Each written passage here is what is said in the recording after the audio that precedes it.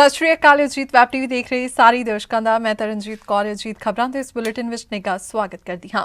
ਆਓ ਸਭ ਤੋਂ ਪਹਿਲਾਂ ਨਜ਼ਰ ਮਾਰ ਲੈਂਦੇ ਹਾਂ ਅੱਜ ਦੀਆਂ ਚੁਣਵੀਆਂ ਖਬਰਾਂ ਤੇ। ਲੁਧਿਆਣਾ ਵਿੱਚ ਫਾਈਨਾਂਸ ਕੰਪਨੀ ਵਿੱਚ ਲੁੱਟ ਦੀ ਕੋਸ਼ਿਸ਼। ਮਹਿਲਾ ਡਾਕਟਰ ਤੋਂ 50 ਲੱਖ ਦੀ ਫਿਰੌਤੀ ਮੰਗਣ ਦੇ ਦੋਸ਼ ਵਿੱਚ 3 ਗ੍ਰਿਫਤਾਰ। ਪੰਜਾਬ ਭਾਜਪਾ ਪ੍ਰਧਾਨ ਅਸ਼ਵਨੀ ਸ਼ਰਮਾ ਪਹੁੰਚੇ ਲੁਧਿਆਣਾ। ਜਗਦੀਸ਼ ਟਾਈਟਲਰ ਦੀ ਨਿਯੁਕਤੀ ਤੇ ਚੁੱਕੇ ਸਵਾਲ। ਮਨਪ੍ਰੀਤ ਸਿੰਘ ਬਾਦਲ ਨੂੰ ਘੇਰਨ ਆਏ ਕਿਸਾਨਾਂ ਨੇ ਬਠਿੰਡਾ ਪੁਲਿਸ ਦੇ ਛੱਕੇ ਛੁਡਾਏ ਤੇ ਸਿਆਸੀ ਪਾਰਟੀਆਂ ਦੇ ਪੋਸਟਰਾਂ ਤੇ ਕਿਸਾਨਾਂ ਨੇ ਮਲੀ ਕਾਲਕ। ਤੇ ਹੁਣ ਇਹਨਾਂ ਖਬਰਾਂ ਦਾ ਵਿਸਥਾਰ ਤੇ ਕੁਝ ਹੋਰ ਖਬਰਾਂ। ਲੁਧਿਆਣਾ ਦੇ ਸੁੰਦਰ ਨਗਰ ਵਿੱਚ ਸਥਿਤ ਗੋਲਡ ਲੋਨ ਫਾਈਨਾਂਸ ਕੰਪਨੀ ਦੇ ਦਫ਼ਤਰ ਵਿੱਚ ਅੱਜ ਸਵੇਰੇ ਲੁੱਟ ਦੀ ਨਾਕਾਮ ਕੋਸ਼ਿਸ਼ ਦਾ ਮਾਮਲਾ ਸਾਹਮਣੇ ਆਇਆ ਹੈ। 3 ਲੁਟੇਰਿਆਂ ਨੇ ਗੋਲਡ ਲੋਨ ਲੈਣ ਦੇ ਨਾਂ ਤੇ ਬੈਂਕ ਅੰਦਰ ਵੜ ਕੇ ਲੁੱਟਣ ਦੀ ਕੋਸ਼ਿਸ਼ ਕੀਤੀ ਤਾਂ ਬੈਂਕ ਦੇ ਗਾਰਡ ਅਤੇ ਮੈਨੇਜਰ ਨੇ ਰੋਕਣ ਦੀ ਕੋਸ਼ਿਸ਼ ਕੀਤੀ, ਜਿਸ ਤੋਂ ਬਾਅਦ ਲੁਟੇਰਿਆਂ ਨੇ ਫਾਇਰ ਕਰ ਦਿੱਤਾ। ਇਸ ਘਟਨਾ ਵਿੱਚ ਬੈਂਕ ਦਾ ਮੈਨੇਜਰ ਜ਼ਖਮੀ ਹੋ ਗਿਆ, ਜਿਸ ਤੋਂ ਬਾਅਦ ਗਾਰਡ ਵੱਲੋਂ ਇਹਨਾਂ ਲੁਟੇਰਿਆਂ ਉੱਤੇ ਗੋਲੀ ਚਲਾਈ ਗਈ, ਜਿਸ ਵਿੱਚ ਇੱਕ ਲੁਟੇਰਾ ਮੌਕੇ ਤੇ ਹੀ ਢੇਰ ਹੋ ਗਿਆ, ਜਦੋਂ ਕਿ ਬਾਕੀ ਦੇ 2 ਲੁਟੇਰੇ ਭੱਜਣ ਵਿੱਚ ਕਾਮਯਾਬ ਰਹੇ ਅਤੇ ਬੈਂਕ ਦਾ ਗਾਰਡ ਵੀ ਜ਼ਖਮੀ ਹੋ ਗਿਆ। ਇਸ ਸੰਬੰਧੀ ਮੌਕੇ ਤੇ ਪਹੁੰਚੀ ਪੁਲਿਸ ਵੱਲੋਂ ਮਾਮਲੇ ਦੀ ਜਾਂਚ ਕੀਤੀ ਜਾ ਰਹੀ ਹੈ। ਅੱਜ ਕਰੀਬ 10 ਵਜੇ ਦੇ ਸਵੇਰੇ 10 ਵਜੇ ਦੇ ਕਰੀਬ ਮੁਥੂਟ ਫਿਨਕॉर्प ਨਾਂ ਦੀ ਫਰਮ ਹੈ ਸੁੰਦਰ ਨਗਰ ਵਿੱਚ। ਇੱਥੇ 3 ਲੁਟੇਰੇ ਆਏ। ਇਹਨਾਂ ਨੇ ਜਾ ਕੇ ਗੋਲਡ ਲੋਨ ਦੇ ਬਹਾਨੇ ਅੰਦਰ ਐਂਟਰ ਹੋ ਗਏ ਤੇ ਇਹਨਾਂ ਨੇ ਕਿਹਾ ਵੀ ਅਸੀਂ ਗੋਲਡ ਲੋਨ ਲੈਣਾ ਤੇ ਮੈਨੇਜਰ ਨਾਲ ਗੱਲਬਾਤ ਕੀਤੀ ਤੇ ਮੈਨੇਜਰ ਨੇ ਜਦੋਂ ਇਹ ਉਹਨਾਂ ਦੇ ਕੈਬਿਨ 'ਚ ਜਾਣ ਲੱਗੇ ਤਾਂ ਮੈਨੇਜਰ ਨੇ ਰੈਸਿਸਟ ਕੀਤਾ ਤਾਂ ਉਹਨਾਂ ਨੇ ਮੈਨੇਜਰ ਦੇ ਗੋਲੀ ਮਾਰ ਦਿੱਤੀ ਜੋ ਉਹਦੀ ਬਾਂਹ 'ਚ ਲੱਗੀ। ਇਹਦਾ ਮੀਨ ਟਾਈਮ ਜਿਹੜਾ ਗਾਰਡ ਅਲਰਟ ਸੀਗਾ ਉਹਨੇ ਸ਼ਟਰ ਸੁੱਟ ਕੇ ਤੇ ਇੱਕ ਲੁਟੇਰੇ ਦੇ ਗੋਲੀ ਮਾਰੀ, ਜੋ ਇੱਕ ਲੁਟੇਰਾ ਮੌਕੇ ਤੇ ਮਾਰਿਆ ਗਿਆ ਤੇ 2 ਜਿਹੜੇ ਭੱਜਣ 'ਚ ਕਾਮਯਾਬ ਹੋ ਗਏ ਤੇ ਹਥਿਆਰਬੰਦ ਲੁਟੇਰੇ ਸੀਗੇ। ਇਹਨਾਂ ਦੀ ਬਾਕੀ ਜਿਹੜੀ ਡਿਟੇਲ ਅਸੀਂ ਤੁਹਾਨੂੰ ਬਾਅਦ 'ਚ ਦੇ ਦਿਆਂਗੇ। ਇਹ ਜਿਹੜਾ ਅਸੀਂ ਇਨਵੈਸਟੀਗੇਸ਼ਨ ਕਰ ਰਹੇ ਹਾਂ, ਇਹਨੂੰ ਜਲਦੀ ਅਸੀਂ ਜਿਹੜਾ ਹੈਗਾ ਇਹਨੂੰ ਟਰੇਸ ਕਰਕੇ ਤੁਹਾਨੂੰ ਅਸੀਂ ਸਟੇਟਮੈਂਟ ਦੇਵਾਂਗੇ। ਪਿਸਟਲ ਇੱਕ ਮੌਕੇ ਤੋਂ ਪਿਸਟਲ ਮਿਲਿਆ ਤੇ ਬਾਕੀ ਅਸੀਂ ਜਿਹੜੀ ਹੈਗੀ ਕਾਰਵਾਈ ਬਾਕੀ ਕਾਰਵਾਈ ਚੱਲ ਰਹੀ ਹੈ, ਅਸੀਂ ਤੁਹਾਨੂੰ ਬਾਅਦ ਚ ਦੱਸਦੇ ਹਾਂ। ਸੀਸੀਟੀਵੀ ਫੁਟੇਜ ਹੈ ਲੇਕਿਨ ਅਜੇ ਅਸੀਂ ਚੈੱਕ ਕਰ ਰਹੇ ਹਾਂ ਅਸੀਂ। ਸ਼੍ਰੀ ਮੁਕਤਸਰ ਸਾਹਿਬ ਪੁਲਿਸ ਵੱਲੋਂ ਪਿਛਲੇ ਦਿਨੀ 50 ਲੱਖ ਦੀ ਫਿਰੌਤੀ ਮੰਗਣ ਦੇ ਮਾਮਲੇ ਵਿੱਚ 3 ਵਿਅਕਤੀਆਂ ਨੂੰ ਕਾਬੂ ਕਰਨ ਵਿੱਚ ਸਫਲਤਾ ਹਾਸਲ ਕੀਤੀ ਗਈ ਹੈ। ਜਾਣਕਾਰੀ ਮੁਤਾਬਿਕ ਇੱਕ ਮਹਿਲਾ ਡਾਕਟਰ ਵੱਲੋਂ ਥਾਣਾ ਸਿਟੀ ਵਿੱਚ ਦਰਖਾਸਤ ਦਿੱਤੀ ਸੀ ਕਿ ਰਾਤ ਕਰੀਬ 10:22 ਉੱਤੇ ਉਹਨਾਂ ਨੂੰ ਫੋਨ ਕਾਲ ਆਈ, ਜਿਸ ਉੱਤੇ ਇੱਕ ਆਦਮੀ ਵੱਲੋਂ 50 ਲੱਖ ਰੁਪਏ ਦੀ ਮੰਗ ਕੀਤੀ ਗਈ। ਧਮਕੀ ਦਿੱਤੀ ਗਈ ਕਿ ਜੇਕਰ ਪੈਸੇ 3 ਤੋਂ 4 ਵਜੇ ਤੱਕ ਮਲੋਟ ਰੋਡ ਦੱਸੀ ਹੋਈ ਜਗ੍ਹਾ ਉੱਤੇ ਨਹੀਂ ਪਹੁੰਚਾਏ ਤਾਂ ਮੈਂ ਤੁਹਾਡੇ ਬੱਚਿਆਂ ਨੂੰ ਮਾਰ ਦਿਆਂਗਾ। ਮਹਿਲਾ ਡਾਕਟਰ ਵੱਲੋਂ ਦਿੱਤੀ ਦਰਖਾਸਤ ਉੱਤੇ ਪੁਲਿਸ ਨੇ ਮਾਮਲਾ ਦਰਜ ਕਰਨ ਤੋਂ ਬਾਅਦ ਤਫਤੀਸ਼ ਸ਼ੁਰੂ ਕਰ ਦਿੱਤੀ। ਤਫਤੀਸ਼ ਦੌਰਾਨ ਸਹਾਇਕ ਥਾਣੇਦਾਰ ਬਲਵਿੰਦਰ ਸਿੰਘ ਅਤੇ ਪੁਲਿਸ ਪਾਰਟੀ ਵੱਲੋਂ ਵੱਖ-ਵੱਖ ਪਹਿਲੂਆਂ ਅਤੇ ਟੈਕਨੀਕਲ ਵਿੰਗ ਦੀ ਸਹਾਇਤਾ ਨਾਲ ਦੋਸ਼ੀਆਂ ਬੂਟਾ ਸਿੰਘ ਉਰਫ ਵਰਿੰਦਰ ਸਿੰਘ ਪੁੱਤਰ ਜਗਰੂਪ ਸਿੰਘ ਪਿੰਡ ਸੋਥਾ ਜ਼ਿਲ੍ਹਾ ਸ਼੍ਰੀ ਮੁਕਤਸਰ ਸਾਹਿਬ, ਰਾਮਜੀਤ ਸਿੰਘ ਉਰਫ ਰਾਮਾ ਪੁੱਤਰ ਜਲੌਰ ਸਿੰਘ, ਗੁਰਪ੍ਰੀਤ ਸਿੰਘ ਉਰਫ ਸੱਤੋ ਪੁੱਤਰ ਜਲੌਰ ਸਿੰਘ ਵਾਸੀਆਨ ਪਿੰਡ ਗਿੱਲ ਜ਼ਿਲ੍ਹਾ ਫਿਰੋਜ਼ਪੁਰ ਨੂੰ ਕਾਬੂ ਕੀਤਾ ਗਿਆ। ਮੁੱਢਲੀ ਪੁੱਛਗਿੱਛ ਦੌਰਾਨ ਉਹਨਾਂ ਮੰਨਿਆ ਕਿ ਅਸੀਂ ਪੈਸਿਆਂ ਦੇ ਲਾਲਚ ਵਿੱਚ ਆ ਕੇ ਫਿਰੌਤੀ ਮੰਗੀ ਸੀ। ਜੀ ਜਿਹੜਾ ਫਰੌਤੀ ਦਾ ਮਾਮਲਾ ਸਾਹਮਣੇ ਆਇਆ ਸੀ, ਉਹਨਾਂ 'ਚੋਂ ਜਿਹੜੇ ਚਾਰੇ ਜਿਹੜੇ ਅਕਿਊਜ਼ ਸੀਗੇ ਉਹ ਅਰੈਸਟ ਕਰ ਲਏ ਗਏ ਨੇ। ਇੱਕ ਅਕਿਊਜ਼ ਜਿਹੜਾ ਮੇਨ ਹੈ ਉਹ ਬੂਟਾ ਸਿੰਘ ਸੋਥੇ ਦਾ ਪਿੰਡ ਦਾ ਹੈ, ਥਾਣਾ ਪੁਲਿਸ ਸਟੇਸ਼ਨ ਸਦਰ ਮੁਕਤਸਰ ਦਾ। ਉਸਨੇ ਜਿਹੜੇ ਬਾਕੀ 2 ਅਕਿਊਜ਼ ਨੇ ਉਹ ਫਿਰੋਜ਼ਪੁਰ ਡਿਸਟ੍ਰਿਕਟ ਦੇ ਨਾਲ ਪਿੰਡ ਹੈ, ਉੱਥੇ ਪਿੰਡ ਗਿੱਲ ਹੈ, ਉੱਥੋਂ ਦੇ ਰਹਿਣ ਵਾਲੇ ਨੇ। ਉਹਨਾਂ ਨਾਲ ਸਲਾਹ ਕੀਤੀ, ਇਹਨੇ ਰੈਕੀ ਕਰਕੇ ਦਿੱਤੀ। ਉਸ ਤੋਂ ਬਾਅਦ ਜਿਹੜਾ ਹੈਗਾ ਉਹਨਾਂ ਨੇ ਇੱਕ ਦੁਬਈ ਇਹਨਾਂ ਦੇ ਨਾਲ ਦਾ ਇੱਕ ਦੋਸਤ ਹੈਗਾ ਕਾਲਾ, ਉਹਦੇ ਨਾਲ ਸਲਾਹ ਕੀਤੀ ਤੇ ਉਹਨੇ ਕਾਲਾਂ ਕਰਨੀਆਂ ਸ਼ੁਰੂ ਕਰ ਦਿੱਤੀਆਂ ਇੱਥੇ ਫਰੌਤੀ ਦੇ ਮਾਮਲੇ। ਇਹ ਮੇਨ ਜਿਹੜਾ ਹੈਗਾ ਇੱਕ ਗੈਂਗ ਹੈ ਜਿਹੜਾ ਕਿ ਫਰੌਤੀਆਂ ਕਰਦਾ ਔਰ ਇਹ ਤਿੰਨੋਂ ਜਿਹੜੇ ਇੱਥੋਂ ਦੇ ਜਿਹੜੇ ਹੈਗੇ ਨੇ ਅਕਿਊਜ਼ ਉਹ ਅਰੈਸਟ ਕਰ ਲਏ ਗਏ ਨੇ।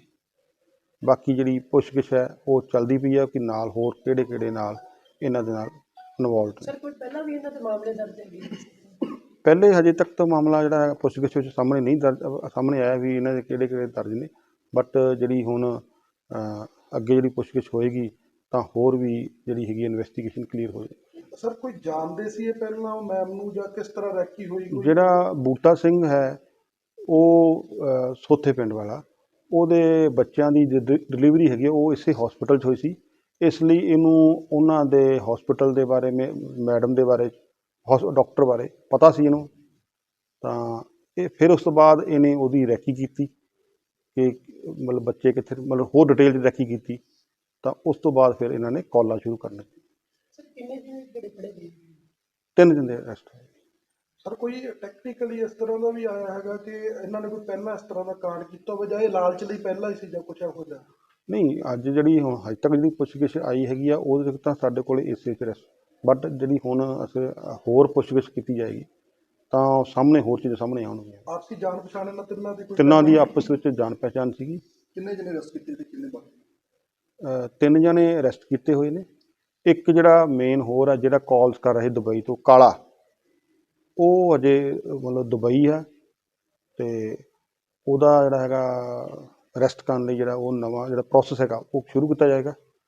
ਬਾਕੀ ਇਹਨਾਂ ਦੀ ਜਿਹੜੀ ਪੁੱਛਗਿੱਛ ਹੋਰ ਕੀਤੀ ਜਾਏਗੀ, ਜਿਹੜੇ ਨਾਲ ਇਹਨਾਂ ਦੇ ਕੋਈ ਹੋਰ ਵੀ ਇਹਨਾਂ ਦੇ ਨਾਲ ਮੈਂਬਰ ਨੇ ਇਹਨਾਂ ਦੇ ਕੋਈ, ਉਹਨਾਂ ਨੂੰ ਜਿਹੜੀ ਹੈਗੀ ਆ ਉਹ ਸਾਹਮਣੇ ਆਉਣਗੇ ਕੌਣ ਮੈਂਬਰ ਹੋਰ ਨੇ।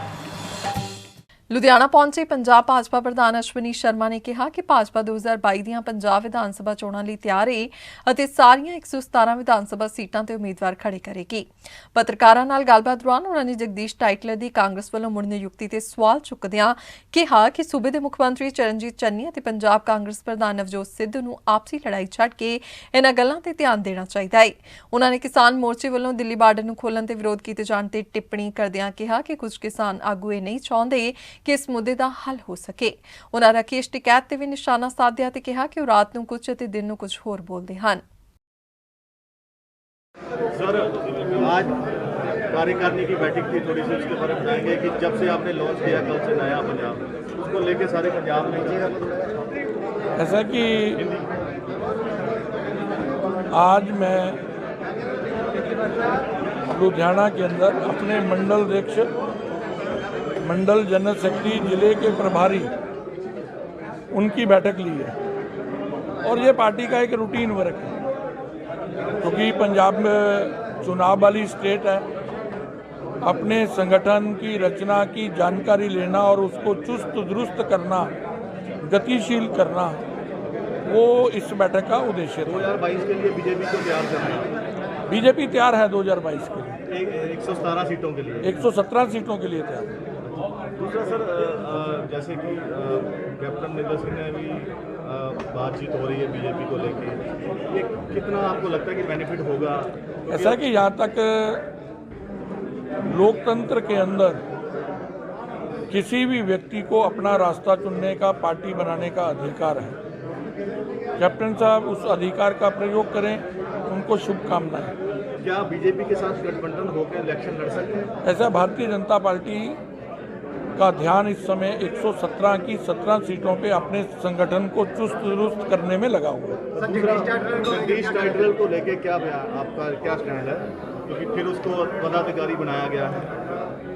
इससे ही कांग्रेस का पंजाब विरोधी चेहरा वो सामने आता है जगदीश टाइटलर कि जिस व्यक्ति के दामन पर पंजाब के सिखों के नरसंहार के खून के छींटे पड़े हुए हैं, ऐसे व्यक्ति को जिम्मेवारी देना पंजाबियों के साथ और उन परिवारों के साथ जिन्होंने दंगों में अपने प्रियजनों को खोया है, नमक लगाने जैसा कार्य कांग्रेस ने किया है।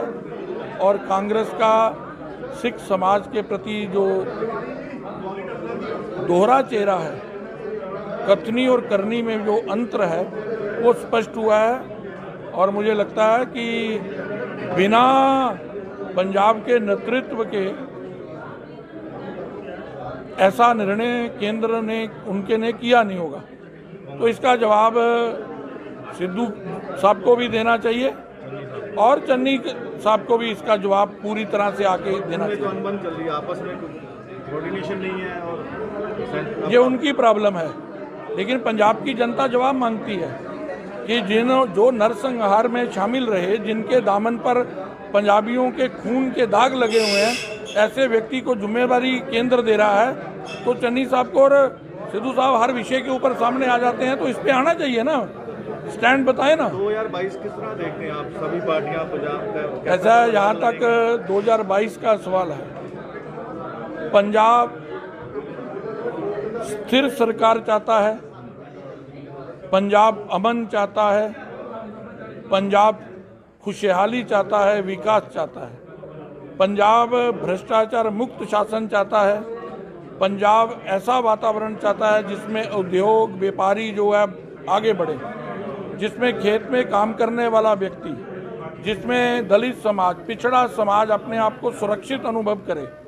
पंजाब नशा मुक्त पंजाब चाहता है और ये सब बातें भारतीय जनता पार्टी पूरा कर सकती है। ये इसका पंजाबियों को विश्वास है। पर विरोध के चलते भारतीय जनता पार्टी कितना आपको लगता है कि किस तरह से अब ऐसा है कि जल्दी हल होगा? ऐसा है कि कौन नहीं चाहता कि मामला हल हो। हर पंजाबी चाहता है, केंद्र की सरकार चाहती है और अनेक बार उनको निमंत्रण होता है। कुछ लोग हैं जिनकी राजनीति इस आंदोलन के आधार पर चल रही है,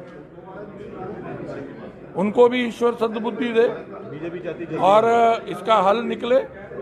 सब लोग अमन शांति भाईचारे के साथ रहें और पंजाब के अंदर जो भाईचारा है और मजबूत हो। सर, संयुक्त किसान मोर्चे की तरफ से जो बॉर्डर खोले जा रहे हैं उसके ऊपर उनका कहना है कि इसलिए बॉर्डर खोले जी फिर बैगे आ गए, उस पर दुर्घटनाएं हो सकती हैं और ये बॉर्डर नहीं खुलने चाहिए। अगर खोलने चाहिए तो कम थोड़ी जगह में खोलना चाहिए। ये यहाँ तक उनका और उनके बॉर्डर हमने नहीं बंद करे थे, सरकार ने बंद करे थे। उनके नेता दोहरी भाषा बोलते हैं।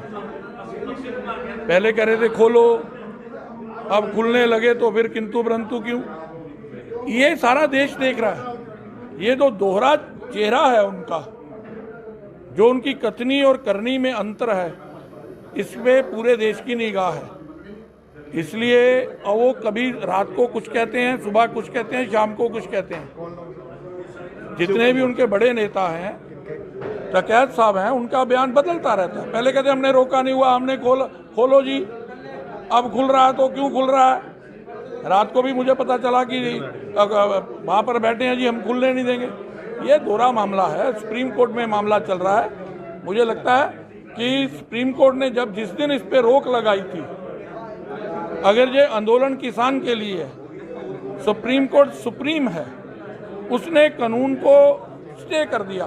दो भाई आपस में लड़ते हैं, जमीन का विवाद होता है, कोर्ट स्टे लगा देती है तो कोई भी उसमें नहीं घुसता है, लड़ाई बंद हो जाती है। सुप्रीम कोर्ट ने कानून रोके थे। अगर किसान के लिए कानून था तो उसके बाद बातचीत करते, और सरकार के अंदर तो सरकार ने भी रोक लगा दी थी, फिर आंदोलन बंद होना चाहिए। 2022 इलेक्शन से पहले क्या हल हो जाएगा मीटिंग के लिए और होना भी चाहिए। ऐसा है कि सबकी शुभ इच्छा है कि समाप्त हो।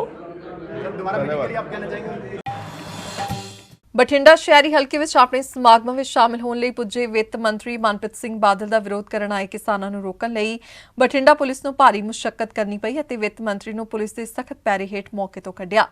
ਭਾਰਤੀ ਕਿਸਾਨ ਯੂਨੀਅਨ ਏਕਤਾ ਉਗਰਾਹਾਂ ਨੇ ਆਪਣੇ ਐਲਾਨਾਂ ਤੇ ਅਮਲ ਕਰਦਿਆਂ ਵਿੱਤ ਮੰਤਰੀ ਤੋਂ ਘਿਰਾਓ ਦੀ ਸ਼ੁਰੂਆਤ ਕੀਤੀ। ਇਸ ਤੋਂ ਪਹਿਲਾਂ ਭਾਜਪਾ ਕਿਸਾਨਾਂ ਦੇ ਨਿਸ਼ਾਨੇ ਤੇ ਚੱਲ ਰਹੀ ਸੀ। ਹੁਣ ਮੁਆਵਜ਼ੇ ਨੂੰ ਲੈ ਕੇ ਮੰਗ ਨਾ ਮੰਨਣ ਕਾਰਨ ਪੰਜਾਬ ਸਰਕਾਰ ਅਤੇ ਕਿਸਾਨਾਂ ਵਿੱਚ ਸਿੱਧਾ ਟਕਰਾਅ ਬਣ ਗਿਆ ਹੈ। ਅੱਜ ਵਿੱਤ ਮੰਤਰੀ ਦਾ ਘਿਰਾਓ ਕਰਨ ਆਏ ਕਿਸਾਨਾਂ ਤੇ ਪੁਲਿਸ ਵਿਚਕਾਰ ਤਿੱਖੀਆਂ ਝੜਪਾਂ ਹੋਈਆਂ। ਕਾਰਨ ਇਹ ਹੈ ਨਰਮੇ ਦੇ ਮਾਜਵੇ ਨੂੰ ਲੈ ਕੇ ਪਹਿਲਾਂ ਅਸੀਂ ਡੀਸੀ ਦਫ਼ਤਰਾਂ ਤੇ ਮੰਗ ਪੱਤਰ ਦਿੱਤੇ, ਉਦੋਂ ਬਾਅਦ ਲਗਾਤਾਰ 15 ਦਿਨ ਮਨਪ੍ਰੀਤ ਬਾਦਲ ਦੀ ਕੋਠੀ ਦਾ ਘਰਾਓ ਰਿਹਾ, ਉਦੋਂ ਬਾਅਦ ਡੀਸੀ ਦਫ਼ਤਰ ਦਾ ਘਰਾਓ ਹੋਇਆ। ਇਹ ਟੱਸ ਤੋਂ ਮਸ ਨਹੀਂ ਹੋਏ, ਹੁਣ ਇਹ ਡਰਾਮੇ ਕਰਦੇ ਆ ਲੋਕਾਂ ਜਾ ਕੇ। ਸਾਡੀ ਜਥੇਬੰਦੀ ਭਾਰਤੀ ਕਿਸਾਨ ਯੂਨੀਅਨ ਏਕਤਾ ਉਗਰਾਹਾਂ ਵੱਲੋਂ ਇਹ ਮਿਸ਼ਨ ਹੈ ਵੀ ਇਹਨਾਂ ਨੂੰ ਹਰ ਹਾਲਤ ਘੇਰਨਾ, ਜਿੱਥੇ ਮਰਜ਼ੀ ਆ ਜਾਣ, ਪੂਰਾ ਵਿਰੋਧ ਕਰਨਾ ਤੇ ਘੇਰਨੇ ਵੀ ਹੈ। ਘੇਰਨ ਤੋਂ ਬਾਅਦ ਪੁਲਿਸ ਗੋਲੀ ਚਲਾਉਂਦੀ ਹੈ, ਹੇਕਾਂ 'ਚ ਗੋਲੀਆਂ ਮਾਰਦੀ ਹੈ, ਫਿਰ ਅਸੀਂ ਦੇਖ ਲਾਂਗੇ ਇਹਨਾਂ ਨੂੰ ਵੀ ਕਿਸਾਨਾਂ ਦੇ ਹਮਾਇਤੀ ਹੈ ਕਿ ਕਿਸਾਨਾਂ ਦੇ, ਕਿਉਂਕਿ ਹੁਣ ਵੀ ਜਿੱਡੀ ਧੁੱਕਾ ਮੁੱਕੀ ਹੋਈ ਹੈ, ਪੁਲਿਸ ਜਿੱਡੀ ਚਾੜੀ ਹੋਈ ਹੈ, ਇਹਨਾਂ ਨੇ ਜਿੰਨੀ ਮਰਜ਼ੀ ਚਾੜ ਲੈਣ, ਜਿੰਨਾ ਮਰਜ਼ੀ ਜ਼ੋਰ ਲੈਣ, ਅਸੀਂ ਵਿਰੋਧ ਕਰਨੋਂ ਨਹੀਂ ਹਟਾਂਗੇ। ਤੁਹਾਡੇ ਕੁਝ ਕਿਸਾਨ ਵਰਕਰਾਂ ਨੂੰ ਇਹਨਾਂ ਨੇ ਗੱਡੀਆਂ 'ਚ ਵੀ ਭਾ ਲਿਆ ਸੀਗਾ ਤੇ ਉਹਨਾਂ ਨੂੰ ਕਿਵੇਂ ਛਡਾ ਲਿਆ ਗਿਆ? ਉਹ ਗੱਡੀਆਂ 'ਚ ਇੱਥੇ ਭਾਇਆ, ਸਾਥੋਂ ਆਉਣ ਤੋਂ ਪਹਿਲਾਂ ਗਿਣਤੀ ਥੋੜੀ ਸੀ। ਅਸੀਂ ਆਪਦੇ ਵਿਰੋਧ ਦੇ ਜ਼ੋਰ ਤੇ ਉਹਨਾਂ ਨੌਜਵਾਨਾਂ ਨੂੰ ਅਸੀਂ ਜਿਹੜਾ ਹਿਰਾਸਤ 'ਚੋਂ ਵਾਪਸ ਲਿਆ, ਉਹ ਸਾਡੇ ਵਿੱਚ ਨੇ। ਹੁਣ ਇਹ ਜਿੰਨੀ ਕੋਸ਼ਿਸ਼ ਮਰਜ਼ੀ ਕਰ ਲੈਣਾ, ਅਸੀਂ ਪ੍ਰੋਗਰਾਮ ਕਿਤੇ ਵੀ ਨਹੀਂ ਕਰਨ ਦੇਵਾਂਗੇ। ਮਾਨਸਾ ਜ਼ਿਲ੍ਹੇ ਦੇ ਵਿੱਚ ਵੱਖ-ਵੱਖ ਸਿਆਸੀ ਪਾਰਟੀਆਂ ਦੇ ਲੱਗੇ ਪੋਸਟਰਾਂ ਤੇ ਅੱਜ ਭਾਰਤੀ ਕਿਸਾਨ ਯੂਨੀਅਨ ਉਗਰਾਹਾਂ ਦੇ ਵਰਕਰਾਂ ਵੱਲੋਂ ਕਾਲਖ ਮਲ ਦਿੱਤੀ ਗਈ। ਕਿਸਾਨਾਂ ਨੇ ਕਿਹਾ ਕਿ ਇਹਨਾਂ ਸਿਆਸੀ ਪਾਰਟੀਆਂ ਵੱਲੋਂ ਕਿਸਾਨਾਂ ਦੀ ਗੱਲ ਨਹੀਂ ਕੀਤੀ ਜਾ ਰਹੀ ਹੈ ਤੇ ਨਾ ਹੀ ਕਿਸਾਨਾਂ ਦੇ ਨਾਲ ਇਹਨਾਂ ਪਾਰਟੀਆਂ ਨੇ ਕੋਈ ਸਾਥ ਦਿੱਤਾ ਹੈ। ਉਨ੍ਹਾਂ ਕਿਹਾ ਕਿ ਕਿਸਾਨ ਨਰਮੇ ਦੇ ਖਰਾਬੇ ਦਾ ਮੁਆਵਜ਼ਾ ਲੈਣ ਦੇ ਲਈ ਮਿੰਨੀ ਸਕੱਤਰੇਤ ਦੇ ਬਾਹਰ ਪ੍ਰਦਰਸ਼ਨ ਕਰ ਰਹੇ ਨੇ, ਪਰ ਕਿਸੇ ਵੀ ਪਾਰਟੀ ਨੇ ਜਾ ਕੇ ਕਿਸਾਨਾਂ ਦੀ ਸਾਰ ਨਹੀਂ ਲਈ, ਜਿਸ ਦੇ ਤਹਿਤ ਉਨ੍ਹਾਂ ਦੀ ਜਥੇਬੰਦੀ ਵੱਲੋਂ ਇਹ ਫੈਸਲਾ ਲਿਆ ਗਿਆ ਹੈ ਕਿ ਇਹਨਾਂ ਸਿਆਸੀ ਪਾਰਟੀਆਂ ਨੂੰ ਪਿੰਡਾਂ ਵਿੱਚ ਨਾ ਵੜਨ ਦਿੱਤਾ ਜਾਵੇ ਅਤੇ ਇਹਨਾਂ ਦੇ ਪੋਸਟਰਾਂ ਤੇ ਕਾਲਖ ਮਲੀ ਜਾਵੇ। ਜੋ ਇਹਨਾਂ ਨੇ ਚੰਨੀ ਸਰਕਾਰ ਨੇ ਵਾਅਦਾ ਕੀਤਾ ਸੀ ਵੀ ਨਰਮਿਆਂ ਦਾ ਮਰਿਆਂ ਦਾ ਮੁਆਵਜ਼ਾ ਦੇਵਾਂਗਾ, ਬਣਦੀ ਕਾਰਵਾਈ ਕਰਕੇ ਵੀ ਮੈਨੂੰ ਆਪਣੀਆਂ ਰਿਪੋਰਟਾਂ ਭੇਜੋ, ਉਹ ਸਾਰੀਆਂ ਰਿਪੋਰਟਾਂ ਵੀ ਭੇਜ ਚੁੱਕੇ ਹਾਂ। ਅੱਜ ਤਾਈਂ ਕੋਈ ਵੀ ਲਾਰੇ ਬਿਨਾਂ ਇਹਨਾਂ ਨੇ ਸਾਨੂੰ ਕੁਝ ਨਹੀਂ ਦਿੱਤਾ, ਜੋ ਕਿ ਅੱਜ ਅਸੀਂ ਚੰਨੀ ਸਰਕਾਰ ਦੇ ਬੋਰਡਾਂ ਤੇ ਕਾਲਸ ਮਾਰ ਰਹੇ ਹਾਂ ਤਾਂ ਦੁਖੀ ਹੋ ਕੇ ਮਾਰ ਰਹੇ ਹਾਂ। ਸਾਨੂੰ ਪਹਿਲਾਂ ਬਾਦਲ ਪਿੰਡ ਦੇ ਵਿੱਚ 5 ਤਰੀਕ ਤੋਂ ਲੈ ਕੇ 15 ਤਰੀਕ ਤੱਕ ਧਰਨੇ ਲਾ ਕੇ ਉੱਥੇ ਬੈਠੇ ਰਹੇ, ਉੱਥੋਂ ਕੁਝ ਵੀ ਨਹੀਂ, ਕੋਈ ਨਾ ਹਾਂ ਨਾ ਦਾ ਜਵਾਬ ਦਿੱਤਾ। ਤਾਂ ਉੱਥੋਂ ਅੱਕ ਕੇ ਅਸੀਂ ਬਠਿੰਡੇ ਸੈਕਟਰੀਏਟ ਮੂਹਰੇ ਦੇ ਧਰਨਾ ਦੇ ਦਿੱਤਾ ਅਣਮਿੱਥੇ ਸਮੇਂ ਲਈ।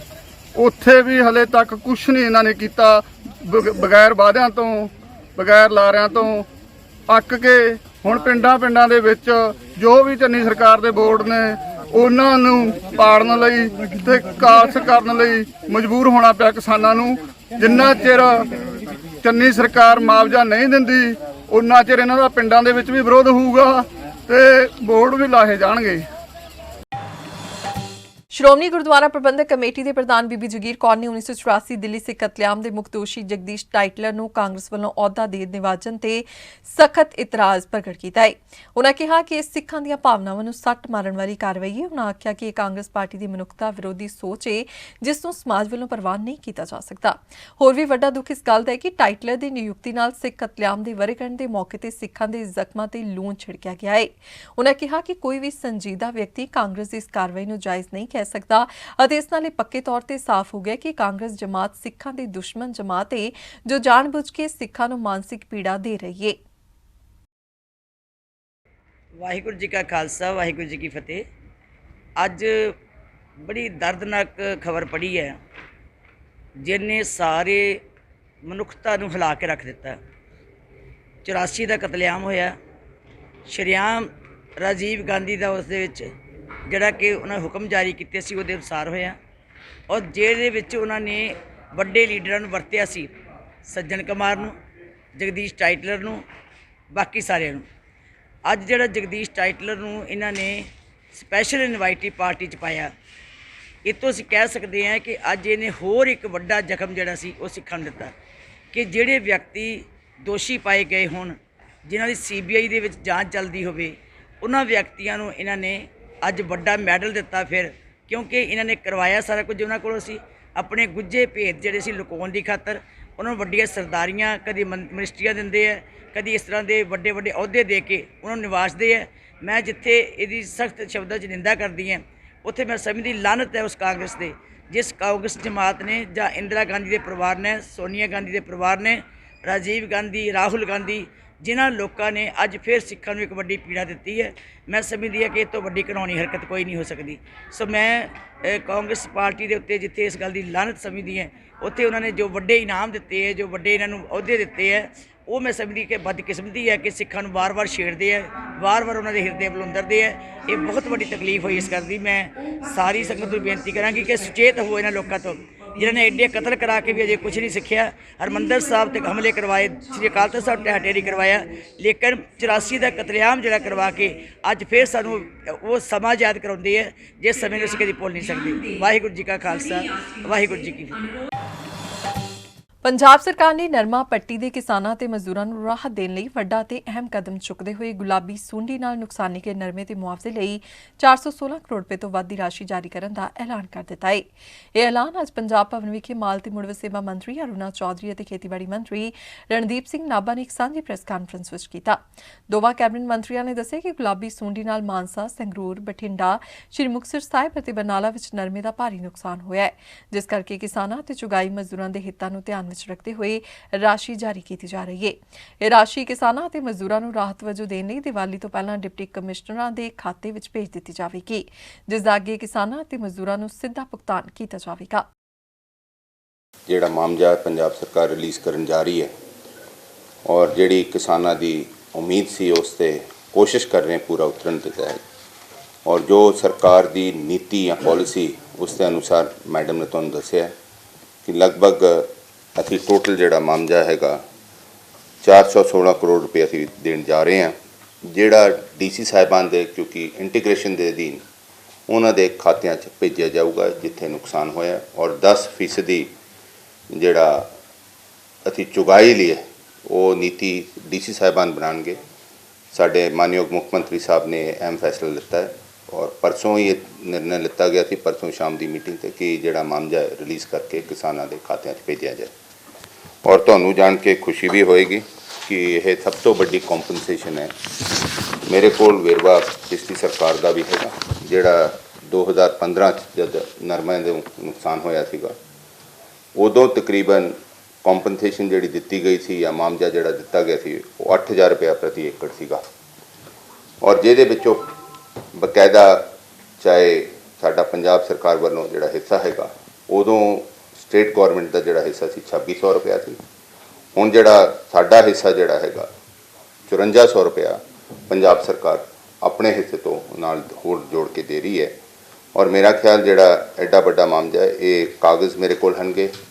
ਪਿਛਲੀ ਸਰਕਾਰ ਨੇ ਕਿਉਂਕਿ ਇਸ ਅੰਦੋਲਨ ਨੂੰ ਕਿਤੇ ਨਾ ਕਿਤੇ ਮਹਿਸੂਸ ਕੀਤਾ ਜਾ ਰਿਹਾ, ਪੋਲੀਟੀਸਾਈਜ਼ ਕੀਤਾ ਜਾ ਰਿਹਾ। ਮੈਂ ਦੋ ਐਸੇ ਤੁਹਾਨੂੰ ਨਾਮ ਵੀ ਦੱਸਣਾ ਚਾਹੁੰਦਾ। ਰਣਜੀਤ ਸਿੰਘ ਚੋਬੇ ਕਲਾਂ ਦੇ ਹਨਗੇ ਬਠਿੰਡੇ ਦੇ, ਜਿਨ੍ਹਾਂ ਨੂੰ ਪਿਛਲੀ ਸਰਕਾਰ 2015 'ਚ ਮਾਮਜਾ ਦਿੱਤਾ ਗਿਆ ਸੀ, ਰੁਪਈਏ 11 ਸੀ। ਔਰ ਦੂਜੇ ਹਨਗੇ ਸਰਦਾਰ ਨਾਜਰ ਸਿੰਘ, ਜਿਨ੍ਹਾਂ ਦੇ ਖਾਤੇ 'ਚ 50 ਰੁਪਏ ਇਹ ਮਾਮਜੇ ਦੇ ਰੂਪ 'ਚ ਦਿੱਤਾ ਗਿਆ ਸੀ। ਲੇਕਿਨ ਅਸੀਂ ਜਿਹੜਾ ਇਹ ਫੈਸਲਾ ਕੀਤਾ ਸੀਗਾ ਕਿ ਸਾਨੂੰ ਵੀ ਸਮੱਸਿਆ ਦਾ ਸਾਹਮਣਾ ਕਰਨਾ ਪਿਆ, ਤੁਸੀਂ ਆਪ ਉਸ 'ਤੇ ਕਈ ਗਵਾਹ ਹੋ ਗਏ, ਲੇਕਿਨ ਅਸੀਂ ਕੋਸ਼ਿਸ਼ ਕਰ ਰਹੇ ਗਾਹਾਂ ਨੂੰ ਤਾਂ ਕਿ ਜਿਹੜਾ ਇਹ ਅੱਗੇ ਤੁਝੇ ਐਗਰੀਕਲਚਰ ਸੈਕਟਰ ਨੂੰ ਅਸੀਂ ਤਵੱਜੋ ਦੇਣੀ ਹੈ। ਤੇ ਕਿਤੇ ਨਾ ਕਿਤੇ ਹੁਣੀ ਆਰਐਮਐਨ ਨਾਲ ਡਿਸਕਸ ਵੀ ਹੋਇਆ ਸੀ ਕਿ ਗਾਹਾਂ ਨੂੰ ਅਸੀਂ ਐਸੀ ਟੈਕਨੋਲੋਜੀ ਲੈ ਕੇ ਆਈਏ ਜਿਹਦੇ ਤਹਿਤ ਅਸੀਂ, ਕਿਉਂਕਿ ਟੈਕਨੋਲੋਜੀ ਦੇ ਅਧੀਨ ਐਗਜ਼ੈਕਟ ਪਤਾ ਲੱਗ ਜਾਂਦਾ ਕਿੰਨਾ ਕੁ ਮਾਮਜਾ ਹੈ। ਲਗਭਗ ਟੋਟਲ ਜਿਹੜਾ ਸਾਨੂੰ ਦਿੱਤਾ, ਜਿਹੜਾ ਟੋਟਲ ਕਾਟਨ ਬੈਲਟ ਜਿੱਥੇ ਨਰਮਾ ਪੈਦਾ ਹੁੰਦਾ 7,51,000 ਏਕੜ ਹੈਗਾ ਇਹ ਸਾਰੇ ਜ਼ਿਲ੍ਹਿਆਂ ਦਾ। ਜਿਹੜਾ ਨੁਕਸਾਨ ਹੋਇਆ ਹੈ ਤਕਰੀਬਨ ਲਗਭਗ ਮੈਡਮ ਨੇ ਦੱਸਿਆ 4 ਲੱਖ ਏਕੜ ਦਾ ਸੀ ਮਾਮਜਾ ਪੰਜਾਬ ਸਰਕਾਰ ਦੇ ਰਹੀ, ਜਦਕਿ 34% ਪੈਦਾਵਾਰ ਹੈ ਕਾਟਨ ਦੀ, 34% ਪੈਦਾਵਾਰ ਹਲੇ ਵੀ ਹੋਈ ਹੈ। ਔਰ ਕਿਸਾਨ ਵੀਰ ਉਹਨੂੰ ਆਪਣੇ ਕੋਲ ਸਾਂਭ ਕੇ ਰੱਖਣ ਲਈ ਵੇਚ ਨਹੀਂ ਰਹੇ, ਕਿਉਂਕਿ ਜਿਹੜਾ ਲਗਭਗ ਰੇਟ ਉਹਨਾਂ ਨੂੰ ਮਿਲ ਰਿਹਾ ਹੈਗਾ ਮਾਰਕੀਟ ਤੋਂ ਤਕਰੀਬਨ 9000 ਪ੍ਰਤੀ ਕੁਇੰਟਲ ਮਿਲਣਾ ਸ਼ੁਰੂ ਹੋ ਗਿਆ। ਔਰ ਕਿਉਂਕਿ ਮਾਨਯੋਗ ਮੁੱਖ ਮੰਤਰੀ ਸਾਹਿਬ ਨੇ ਐਲਾਨ ਕੀਤਾ ਸੀਗਾ ਔਰ ਉੱਥੇ ਜਿਸ ਤਰੀਕੇ ਨਾਲ ਗੁਰਦੌਰੀ ਕੀਤੀ ਗਈ ਹੈ, ਉੱਥੇ ਸ਼ਾਇਦ ਕਿਸਾਨ ਅੰਦੋਲਨ ਦਾ ਵਜੂਬ ਵੀ ਸੀਗਾ। ਲੇਕਿਨ ਅਸੀਂ ਚਾਹੁੰਦੇ ਹਾਂ ਕਿ ਕਾਂਗਰਸ ਪਾਰਟੀ ਨੇ ਸ਼ੁਰੂ ਤੋਂ ਲੈ ਕੇ ਜਦ ਦਾ ਇਹ ਅੰਦੋਲਨ ਸ਼ੁਰੂ ਹੋਇਆ, ਕਾਂਗਰਸ ਪਾਰਟੀ ਪੰਜਾਬ ਦੇ ਕਿਸਾਨ ਨਾਲ ਖੜੀ ਹੈ ਔਰ ਅੱਗੇ ਤੋਂ ਵੀ ਖੜੀ ਰਹੇਗੀ, ਹਮਾਇਤ ਕਰਦੀ ਰਹੂਗੀ। ਔਰ ਜੋ ਵੀ ਲੋੜ ਪਏਗੀ ਗਾਹਾਂ ਨੂੰ ਅਸੀਂ ਉਹਨੂੰ ਸਹੂਲਤ ਦੇ ਰੂਪ ਦਿੰਦੇ ਰਹਾਂਗੇ। ਸੰਗਰੂਰ ਤੋਂ ਕਰੀਬ 5 ਕਿਲੋਮੀਟਰ ਦੂਰ ਜ਼ੀਰਕਪੁਰ ਬਠਿੰਡਾ ਕੌਮੀ ਹਾਈਵੇ ਤੇ ਪਿੰਡ ਖੁਰਾਣਾ ਦੇ ਨਜ਼ਦੀਕ ਟਰੈਕਟਰ ਟਰਾਲੀ ਅਤੇ ਕਾਰ ਵਿਚਕਾਰ ਟੱਕਰ ਵਿੱਚ ਕਾਰ ਸਵਾਰ ਮਾਂ ਪੁੱਤ ਦੀ ਮੌਤ ਹੋ ਗਈ ਹੈ, ਜਦੋਂ ਕਿ ਨੂੰਹ ਜ਼ਖਮੀ ਹੋ ਗਈ ਹੈ। ਉਸ ਨੂੰ ਸਿਵਲ ਹਸਪਤਾਲ ਵਿੱਚ ਦਾਖਲ ਕਰਵਾਇਆ ਗਿਆ ਹੈ। ਮ੍ਰਿਤਕ ਸਥਾਨਕ ਸ਼ਹਿਰ ਦੇ ਮੈਗਜ਼ੀਨ ਮੁਹੱਲੇ ਦੇ ਵਸਨੀਕ ਸਨ, ਜੋ ਆਲਟੋ ਕਾਰ ਰਾਹੀਂ ਪਟਿਆਲਾ ਤੋਂ ਪਰਤ ਰਹੇ ਸਨ। ਸਦਰ ਪੁਲਿਸ ਨੇ ਟਰੈਕਟਰ ਚਾਲਕ ਖਿਲਾਫ ਕੇਸ ਦਰਜ ਕਰ ਲਿਆ, ਅਗਲੇਰੀ ਕਾਰਵਾਈ ਸ਼ੁਰੂ ਕਰ ਦਿੱਤੀ ਹੈ। ਟਰੈਕਟਰ ਟਰਾਲੀ ਤੇ ਕਾਰ ਦਾ ਐਕਸੀਡੈਂਟ ਹੋਇਆ। ਇਹ ਪਟਿਆਲਾ ਸਾਈਡ ਤੋਂ ਸੰਗਰੂਰ ਨੂੰ ਆ ਰਹੇ ਸੀਗੇ ਕਾਰ, ਉਹਦੇ ਵਿੱਚ 2 ਬੰਦਿਆਂ ਦਾ ਡੈਥ ਹੋ ਗਈ ਤੇ ਇੱਕ ਇੰਜਰਡ ਆ। ਤੇ ਕਿੰਨੀ ਕੁ ਉਮਰ ਸੀ? ਉਮਰ ਤਾਂ ਹਾਲੇ ਵੈਰੀਫਾਈ ਕਰ ਰਹੇ ਹਾਂ, ਵੈਰੀਫਾਈ ਕਰਕੇ ਪਰਚਾ ਦੇਵਾਂਗੇ। ਭਾਰਤ ਪਾਕਿਸਤਾਨ ਕੌਮਾਂਤਰੀ ਸਰਹੱਦ ਤੋਂ ਹਥਿਆਰਾਂ ਦੀ ਤਸਕਰੀ ਕਰਨ ਵਾਲੇ ਇੱਕ ਨੌਜਵਾਨ ਨੂੰ ਫਾਜ਼ਿਲਕਾ ਪੁਲਿਸ ਨੇ ਪਿਸਟਲ, ਜ਼ਿੰਦਾ ਕਾਰਤੂਸ ਅਤੇ ਹੈਂਡ ਗ੍ਰੇਨੇਡ ਸਣੇ ਗ੍ਰਿਫਤਾਰ ਕੀਤਾ ਹੈ। ਇਸ ਸੰਬੰਧੀ ਜਾਣਕਾਰੀ ਦਿੰਦੇ ਹੋਏ ਫਾਜ਼ਿਲਕਾ ਜ਼ਿਲ੍ਹਾ ਪੁਲਿਸ ਮੁਖੀ ਹਰਮਨਪ੍ਰੀਤ ਸਿੰਘ ਗਿੱਲ ਨੇ ਦੱਸਿਆ ਕਿ ਫੜਿਆ ਗਿਆ ਨੌਜਵਾਨ ਦਿੱਲੀ ਦੀ ਤਿਹਾੜ ਜੇਲ੍ਹ ਵਿੱਚ ਬੰਦ ਆਸ਼ੀਸ਼ ਨਾਂ ਦੇ ਵਿਅਕਤੀ ਦੇ ਸੰਪਰਕ ਵਿੱਚ ਸੀ, ਜੋ ਕਿ ਸੁਖਪ੍ਰੀਤ ਬੁੱਢਾ ਗੈਂਗ ਦਾ ਵਿਅਕਤੀ ਹੈ, ਜਿਸ ਵੱਲੋਂ ਪਾਕਿਸਤਾਨ ਤੋਂ ਭਾਰਤ ਵਿੱਚ ਇਸ ਅਸਲੇ ਬਾਰੂਦ ਨੂੰ ਮੰਗਵਾਇਆ ਗਿਆ ਸੀ ਅਤੇ ਫਾਜ਼ਿਲਕਾ ਇਲਾਕੇ ਵਿੱਚ ਛੁਪਾ ਕੇ ਰੱਖਿਆ ਸੀ। ਜ਼ਿਲ੍ਹਾ ਪੁਲਿਸ ਮੁਖੀ ਮੁਤਾਬਿਕ ਇਸ ਪਿੱਛੇ ਖਾਲਿਸਤਾਨ ਟਾਈਗਰ ਫੋਰਸ ਦਾ ਹੱਥ ਹੈ। ਇਹ ਨਾ ਸਾਡੇ ਕੋਲ ਇੱਕ ਇਨਫੋਰਮੇਸ਼ਨ ਆਈ ਸੀਗੀ ਭਈ ਕੋਈ ਗ੍ਰਨੇਡ ਵਗੈਰਾ ਜਾਂ ਕੁਝ ਆਰਮਸ ਜਿਹੜੇ ਹੈਗੇ ਉਹ ਪਾਕਿਸਤਾਨ ਤੋਂ ਕੋਈ ਤਸਕਰਾਂ ਨੇ ਇੱਧਰ ਭੇਜੇ ਹੋਏ ਆ। ਸੋ ਉਸ ਇਨਫੋਰਮੇਸ਼ਨ ਦੇ ਉੱਤੇ ਅਸੀਂ ਆਪ ਦਾ ਜਿਹੜਾ ਹੈਗਾ ਵਾ ਉਹ ਅਲਰਟ ਜਾਰੀ ਕੀਤਾ ਤੇ ਇਹ ਅਰਨੀ ਵਾਲੇ ਏਰੀਏ ਦੇ ਵਿੱਚ ਇੱਕ ਗੋਰਾ ਨਾਂ ਦਾ ਮੁੰਡਾ ਇਹ ਰਹਿਣ ਵਾਲਾ ਹੈਗਾ ਇੱਥੋਂ ਦਾ ਸਰਸੇ ਦਾ। ਇਹਨੂੰ ਅਸੀਂ ਕਾਬੂ ਕੀਤਾ। ਇਹਦੇ ਤੋਂ ਸਾਨੂੰ 4 ਗ੍ਰਨੇਡ ਬਿਲਕੁਲ ਬ੍ਰੈਂਡ ਨਿਊ, ਜਿਹੜੀ ਉਹਦੀ ਪੈਕਿੰਗ ਆ ਉਹ ਪਾਕਿਸਤਾਨੀ ਪੈਕਿੰਗ ਸੀਗੀ, ਔਰ 2 ਸਾਨੂੰ ਪਿਸਟਲ, 4 ਉਹਨਾਂ ਦੇ ਮੈਗਜ਼ੀਨ ਨਾਲ ਕੋਈ 47 ਦੇ ਕਰੀਬ ਹੋਣੇ ਆ ਜਿਹੜਾ ਲਾਈਵ ਐਮੂਨੀਸ਼ਨ ਮਿਲਿਆ ਤੇ 50,000 ਰੁਪਈਆ ਵੀ ਇਹਦੇ ਕੋਲ ਮਿਲਿਆ ਸਾਨੂੰ। ਸੋ ਇੱਕ ਆਸ਼ੀਸ਼ ਨਾਂ ਦਾ ਬਦਮਾਸ਼ ਆ ਜਿਹੜਾ ਤਿਹਾੜ ਜੇਲ੍ਹ 'ਚ ਬੰਦ ਆ। ਇਹਦੀ ਇਨੀਸ਼ੀਅਲ ਪੁੱਛਗਿੱਛ ਤੋਂ ਸਾਨੂੰ ਪਤਾ ਲੱਗਾ ਵੀ ਉਹ ਆਸ਼ੀਸ਼ ਜਿਹੜਾ ਬੰਦਾ ਉਹਨੇ ਇਹਨੂੰ ਯੂਜ਼ ਕੀਤਾ। ਇਹ ਤੇ 326 ਦਾ ਮੁਕੱਦਮਾ ਸੀ ਮੋਹਾਲੀ ਦੇ ਵਿੱਚ ਤੇ ਇਹ ਉਦੋਂ ਜੇਲ੍ਹ ਦੇ ਵਿੱਚ ਸੀਗਾ। ਉੱਥੇ ਦੀ ਵਾਕਫੀਅਤ ਇਹਦੇ ਆਸ਼ੀਸ਼ ਦੇ ਨਾਲ ਹੋਈ ਸੀ ਪਟਿਆਲਾ ਜੇਲ੍ਹ 'ਚ। ਉੱਥੋਂ ਹੀ ਇਹਨਾਂ ਦੇ ਆਪ ਦੇ ਨੰਬਰ ਐਕਸਚੇਂਜ ਕੀਤੇ ਸੀ ਤੇ ਉੱਥੋਂ ਹੀ ਇਹ ਇੱਕ ਦੂਜੇ ਦੇ ਵਾਕਫ ਹੋਏ ਸੀਗੇ ਤੇ ਆਸ਼ੀਸ਼ ਨੇ ਹੀ ਇਹਨੂੰ ਜਿਹੜਾ ਹੈਗਾ ਵਾ ਇਹ ਵੈਪਨਸ ਚੱਕਣ ਵਾਸਤੇ ਪ੍ਰੇਰਿਤ ਕੀਤਾ ਸੀਗਾ ਤੇ ਉਹਦੇ ਕਹਿਣ ਤੇ ਹੀ ਇਹਨੇ ਵੈਪਨ ਜਿਹੜੇ ਆ ਉਹ ਚੱਕੇ ਸੀਗੇ। ਔਰ ਇਹ ਕਿਸੇ ਜਗ੍ਹਾ ਤੇ ਇਹਨੇ ਜਿੱਥੇ ਆਸ਼ੀਸ਼ ਨੇ ਇਹਨੂੰ ਫਰਦਰ ਕਹਿਣਾ ਸੀ ਉੱਥੇ ਇਹਨੇ ਇਹ ਜਿਹੜੇ ਵੈਪਨ ਉਹ ਪਹੁੰਚਾਉਣੇ ਸੀਗੇ। ਤਾਂ ਜਦੋਂ ਉਸ ਰਸਤੇ 'ਚ ਇਹਨੂੰ ਅਸੀਂ ਕਾਬੂ ਕਰ ਲਿਆ। ਜਿਹੜਾ ਆਸ਼ੀਸ਼ ਆ ਉਹਨੂੰ ਅਸੀਂ ਹੁਣ ਪ੍ਰੋਡਕਸ਼ਨ ਬਣਨ 'ਤੇ ਲਿਆਵਾਂਗੇ।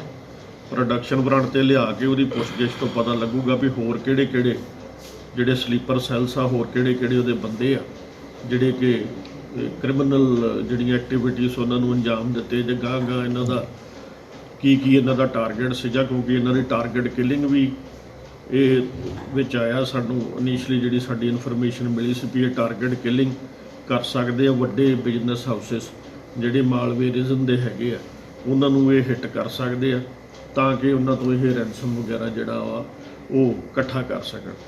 ਇਹਦੇ ਮਗਰ ਜਿਹੜਾ ਹੈਗਾ KTF ਹਰਦੀਪ ਨਿੱਜਰ ਜਿਹੜਾ ਨਾਂ ਦਾ ਬੰਦਾ ਇੱਕ ਜਿਹੜਾ ਬਾਹਰ ਕੈਨੇਡਾ 'ਚ ਬੈਠਾ, ਜਿਹਨੂੰ ਇੱਕ ਗਵਰਨਮੈਂਟ ਆਫ ਇੰਡੀਆ ਨੇ ਉਹ ਜਿਹੜੀ KTF ਆਰਗੇਨਾਈਜੇਸ਼ਨ ਆ ਜਿਹੜੀ ਖਾਲਿਸਤਾਨ ਟਾਈਗਰ ਫੋਰਸ ਉਹਨੂੰ ਟੈਰਰਿਸਟ ਆਰਗੇਨਾਈਜੇਸ਼ਨ ਵੱਲੋਂ ਗਰਦਾਨਿਆ ਗਿਆ। ਇਹਦੇ 'ਤੇ ਹੋਮ ਮਿਨਿਸਟਰੀ ਦਾ ਨੋਟੀਫਿਕੇਸ਼ਨ ਵੀ ਹੈਗੀ। ਉਹਦੇ ਨਾਲ ਅਰਸ਼ ਢਾਲਾ, ਰਮਨਦੀਪ ਭੁੱਲਰ ਜਿਹੜਾ ਜੱਜ ਇੱਕ ਹੈਗਾ ਬਦਮਾਸ਼ ਜਿਹੜਾ ਅੰਮ੍ਰਿਤਸਰ ਜੇਲ੍ਹ 'ਚ ਬੰਦ ਆ, ਰਮਨਦੀਪ ਤੇ ਰਿੰਕੂ ਬੀਲਾ, ਇਹ 3 ਬੰਦੇ ਆ ਜਿਹੜੇ ਬਾਹਰ ਬੈਠੇ ਆ, ਸਰੀ 'ਚ ਰਹਿ ਰਹੇ ਆ। ਅੱਗੇ ਵੀ ਕਾਫੀ ਇਹਨਾਂ ਨੇ ਜਿਹੜੀਆਂ ਹੈਗੀਆਂ ਵਾ ਭਗਤਾ ਭਾਈ ਕਾ ਟਾਰਗੇਟ ਕਿਲਿੰਗ ਕਰਾਈ ਸੀਗੀ। ਫਿਰ ਇੱਕ ਹਿੰਦੂ ਟੈਂਪਲ ਦੇ ਵਿੱਚ ਪ੍ਰੀਸਟ ਦੇ ਗੋਲੀਆਂ ਮਰਾਈਆਂ ਸੀ ਫਲੋਰ। ਦੈਨ ਸੁਪਰਸ਼ਾਈਨ ਜਿਹੜਾ ਇੱਕ ਸ਼ੋਰੂਮਸ ਦਾ ਮਾਲਕ ਸੀਗਾ ਪਿੰਕਾ ਉਹਨੂੰ ਮਾਰਿਆ ਸੀ ਮੁੱਗੇ 'ਚ। ਔਰ ਇਸ ਤੋਂ ਇਲਾਵਾ ਇਹਨਾਂ ਨੇ ਲਾਈਵ ਸਟ੍ਰੀਮ ਹੋ ਕੇ ਸ਼ਕਤੀ ਸਿੰਘ ਨੂੰ ਵੀ ਕਤਲ ਕਰਨਾ ਸੀ ਜਿਹੜਾ ਕਿ ਸਕ੍ਰਿਲੇਜ ਇੰਸੀਡੈਂਟ ਦਾ ਅਕਿਊਜ਼ਡ ਆ। ਸੋ ਇਹਨਾਂ ਦੀ ਮਗਰ ਜਿਹੜਾ ਹੈਗਾ ਤਾਰਾਂ ਉੱਥੇ ਜੁੜੀਆਂ ਹੋਈਆਂ। ਇਹਨੂੰ ਅਸੀਂ ਸਾਰੇ ਜਿਹੜਾ ਇਹਨਾਂ ਦਾ ਨੈਕਸਸ ਆ ਉਹਨੂੰ ਆਉਣ ਵਾਲੇ ਦਿਨਾਂ 'ਚ ਇਹਦਾ ਪਰਦਾ ਹੋਰ ਫਾਸ਼ ਕਰਾਂਗੇ, ਇਹਨੂੰ ਡਿੱਗ ਆਊਟ ਕਰਾਂਗੇ ਔਰ ਜਿੰਨੇ ਵੀ ਇਹਨਾਂ ਦੇ ਮੋਡਿਊਲਸ ਇੱਧਰ ਉੱਧਰ ਤੁਰੇ ਫਿਰਦੇ ਆ ਉਹਨਾਂ ਨੂੰ ਵੀ ਅਸੀਂ ਕਾਬੂ ਕਰਾਂਗੇ ਔਰ ਹੋਰ ਕਵਰੇਜ ਔਰ ਹੋਰ ਕੀ ਇਹਨਾਂ ਦੀਆਂ ਟਾਰਗੇਟ ਸੀਗੇ ਆ ਉਹ ਜਿਹੜੇ ਆ ਉਹ ਲਾਈਟ 'ਚ ਆਉਣਗੇ। ਪੰਜਾਬ ਦੇ ਮੁੱਖ ਮੰਤਰੀ ਚਰਨਜੀਤ ਸਿੰਘ ਚੰਨੀ ਅੱਜ ਹਾਕੀ ਦੇ ਮੈਦਾਨ ਵਿੱਚ ਗੋਲਕੀਪਿੰਗ ਕਰਦੇ ਨਜ਼ਰ ਆਏ। ਦਰਅਸਲ ਸ਼ਨੀਵਾਰ ਸਵੇਰੇ 6:30 ਵਜੇ ਮੋਹਾਲੀ ਇੰਟਰਨੈਸ਼ਨਲ ਸਟੇਡੀਅਮ ਵਿੱਚ ਖਿਡਾਰੀ ਆਮ ਤੌਰ ਤੇ ਅਭਿਆਸ ਕਰਦੇ ਦੇਖੇ ਜਾਂਦੇ ਹਨ, ਪਰ ਸ਼ਨੀਵਾਰ ਨੂੰ ਮਾਹੌਲ ਬਦਲਦਾ ਨਜ਼ਰ ਆਇਆ। ਸੀਐਮ ਚੰਨੀ 6:30 ਵਜੇ ਮੋਹਾਲੀ ਸਟੇਡੀਅਮ ਪੁੱਜੇ। ਸਭ ਤੋਂ ਪਹਿਲਾਂ ਉਹ ਖਿਡਾਰੀਆਂ ਨੂੰ ਮਿਲੇ ਅਤੇ ਉਸ ਤੋਂ ਬਾਅਦ ਉਹ ਆਪਣੇ ਆਪ ਨੂੰ ਖੇਡਣ ਤੋਂ ਰੋਕ ਨਹੀਂ ਸਕੇ ਤੇ ਗੋਲਕੀਪਿੰਗ ਦੀ ਸਹੀ ਕਿੱਟ ਪਾ ਕੇ ਗੋਲਕੀਪਰ ਬਣ ਗਏ। ਇਸ ਦੌਰਾਨ ਭਾਰਤੀ ਹਾਕੀ ਟੀਮ ਦੇ ਸਾਬਕਾ ਗੋਲਕੀਪਰ ਬਲਜੀਤ ਡਡਵਾਲ ਨੇ ਉਹਨਾਂ ਨੂੰ ਗੋਲਕੀਪਿੰਗ ਟਿਪਸ ਦਿੱਤੇ। ਇਸ ਦੇ ਨਾਲ ਹੀ ਭਾਰਤੀ ਹਾਕੀ ਟੀਮ ਦੇ ਸਾਬਕਾ ਗੋਲਕੀਪਰ ਪ੍ਰਭਜੋਤ ਸਿੰਘ ਵੀ ਚੰਨੀ ਨੂੰ ਅਭਿਆਸ ਕਰਵਾਉਂਦੇ ਹੋਏ ਨਜ਼ਰ ਆਏ।